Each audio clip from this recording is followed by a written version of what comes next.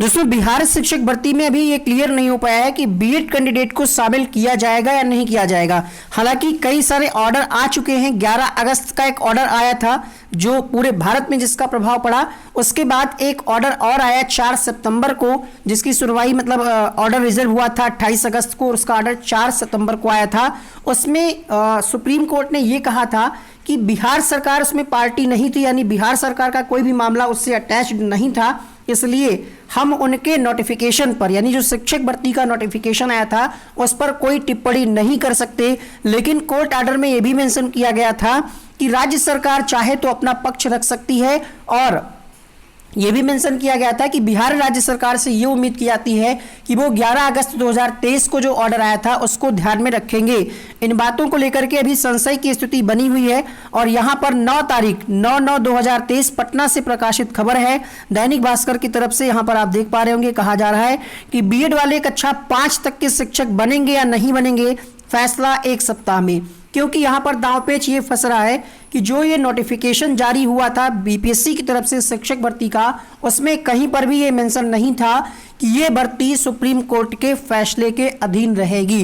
इस वजह से, और एक और मामला है, जैसा कि आप सबको पता होगा, जो 11 अगस्त का ऑर्डर आया है उसमें इस बात को क्लियर नहीं किया गया कि वो फैसला कब से प्रभावी होगा। 2018 का जो गजट था उसको रद्द किया गया है, लेकिन ये फैसला कब से प्रभावी होगा ये क्लियर नहीं है। क्या जब ऑर्डर आया है उस तारीख से प्रभावी होगा, या फिर राजस्थान हाईकोर्ट के द्वारा 25 नवंबर 2021 को भी सेम ऑर्डर दिया गया था, यानी एनसीटी के 28 जून के नोटिफिकेशन को रद्द किया गया था 25 नवंबर 2021। अगर ये ऑर्डर आता है कि ये फैसला 25 नवंबर 2021 से प्रभावी होगा तो निश्चित रूप से बिहार शिक्षक भर्ती में भी इसका प्रभाव पड़ेगा, क्योंकि बिहार शिक्षक भर्ती का जो नोटिफिकेशन है वो 2023 में आया है, और राजस्थान की हाईकोर्ट ने जो फैसला दिया था वो 2021 में ही दे दिया था कि बीएड वाले प्राथमिक शिक्षक भर्ती के लिए मान्य नहीं है, क्योंकि एनसीटी ने जो 2018 में नोटिफिकेशन जारी किया था उसमें कोई कमेटी नहीं बनाई थी, सिर्फ केंद्र सरकार के कहने पर ऐसा किया था। तो यहाँ पर अभी बीपीएससी के चेयरमैन और शिक्षा विभाग यहाँ पर एक बैठक होगी। बीएड योग्यताधारी कक्षा 1 से 5 तक के शिक्षक बन सकेंगे या नहीं बन सकेंगे, इस संबंध में 1 से 5 तक के परीक्षा में लगभग 3.90 बीएड यानी लगभग 4 लाख कह सकते हैं, 4 लाख अभ्यर्थी यहाँ पर बीएड के जो है परीक्षा में शामिल हुए हैं। और इसका रिजल्ट अभी जारी होगा या नहीं होगा, इसका निर्णय 1 सप्ताह के अंतर्गत हो जाएगा। बीपीएससी के अध्यक्ष अतुल प्रसाद ने बताया कि आयोग और शिक्षा विभाग के अधिकारियों के बीच बैठक में अंतिम निर्णय हो जाएंगे। दरअसल पिछले माह सुप्रीम कोर्ट ने कक्षा 1 से 5 तक के शिक्षक पद के बीएड योग्यता वाले को नहीं रखने और इसके लिए सिर्फ डीएलएड और इसके समकक्ष योग्यता वाले को योग्य बताया था। यहाँ पर कई सारे दांवपेच फंसे हैं। इसको लेकर के एक और याचिका दायर की गई थी क्लेरिफिकेशन के लिए बीएड के पक्ष से कि ये क्लेरिफाई हो जाए, और डीएलएड का पक्ष भी यहाँ पर ये जानना चाहता है कि ये क्लेरिफाई हो जाए कि ये ऑर्डर जो आया है 11 अगस्त वाला, इसको किस तारीख से माना जाए।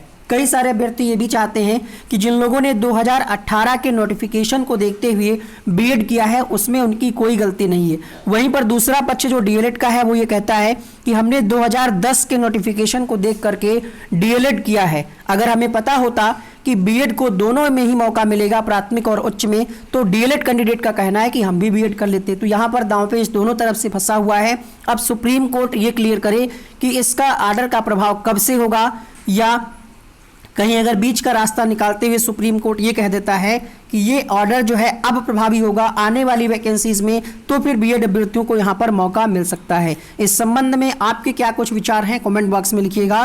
फिलहाल बिहार शिक्षक भर्ती में जिन लोगों ने बीएड कैंडिडेट ने जिन लोगों ने एग्जाम दिया था उनका जो निर्णय है 1 सप्ताह में आ जाएगा। अभी आंसर की पर ऑब्जेक्शन की प्रक्रिया की जो चल रही थी उसकी डेट को भी बढ़ा दिया गया है, तो यहाँ पर अभी आपको थोड़ा सा और इंतजार करना पड़ेगा। इसके बाद जब ऑब्जेक्शन की प्रक्रिया पूरी हो जाएगी, इनकी टीम चेक करेगी कि किन प्रश्नों में आंसर्स को बदलना है, फिर फाइनल आंसर की जारी होगी। इन सब की प्रक्रिया को होने में लगभग 1 सप्ताह का समय लग जाएगा, यानी ये मान करके चलिएगा कि लगभग 17-18 तारीख तक आपकी फाइनल आंसर की आ जाएगी। 20 तारीख तक मान लीजिए, 20 तारीख से पहले आपकी फाइनल आंसर की आ जानी चाहिए, और जब फाइनल आंसर की आएगी उसी के बाद आपका OMR स्कैन करके वेबसाइट पर अपलोड कर दिया जाएगा। फिर आप फाइनल आंसर की से अपना OMR मिला पाएंगे कि आपका कितना स्कोर बन रहा है। फिर उसके 8 से 10 दिन के बाद आपका रिजल्ट जारी हो सकता है। और रिजल्ट इसीलिए भी विलंब हो सकता है क्योंकि जब तक सुप्रीम कोर्ट ये क्लियर नहीं करेगा कि ये जो फैसला है ये कब से प्रभावी होगा, तब तक स्थितियां जो हैं अभी बीच में अटकी हुई हैं। फिलहाल इस वीडियो में इतना ही। ऐसी महत्वपूर्ण अपडेट के लिए चैनल को सब्सक्राइब करके बेल आइकन को ऑन करके रखिएगा।